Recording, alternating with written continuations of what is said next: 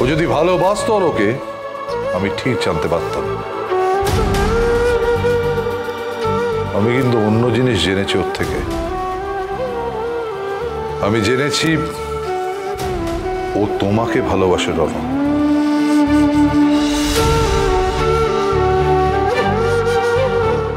খুব ভালো হলো আপনি আমাকে ফোন করেছেন।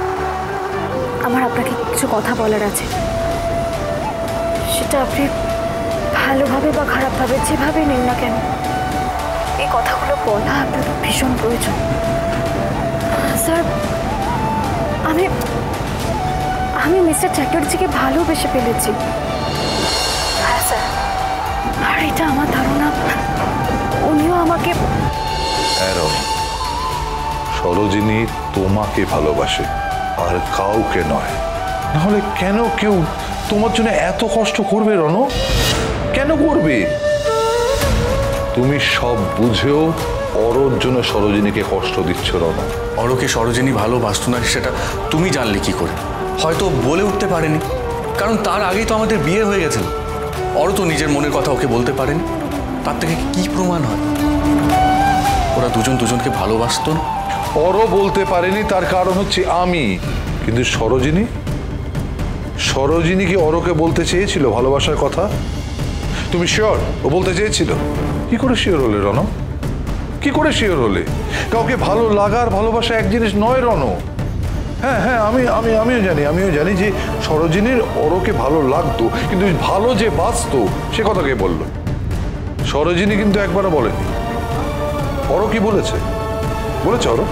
রণ, তুমি পুরোটা ধরে নিচ্ছ। কোথাও একটা ভুল হচ্ছে রণ। এই ভুলটা তুমি করো না।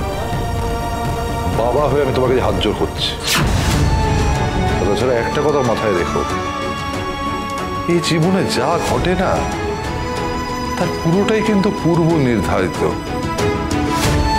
অরো আর সরোজিনীর মধ্যে যে কোনো সম্পর্ক তৈরি হয়নি, সেটাও পূর্ব নির্ধারিতই ছিল।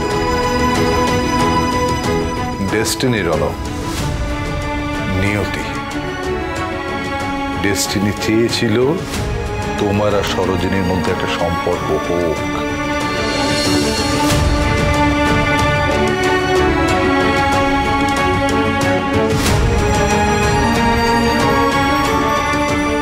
তোমরা কথা বলো, আমি একটু আসছি।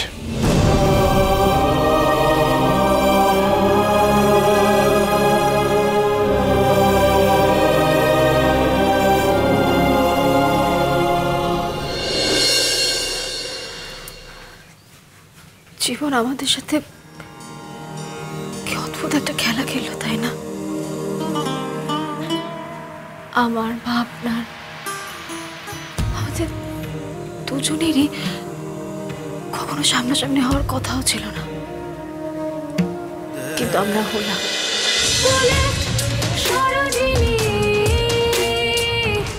স্টার জলসায় ও জিও হটস্টারে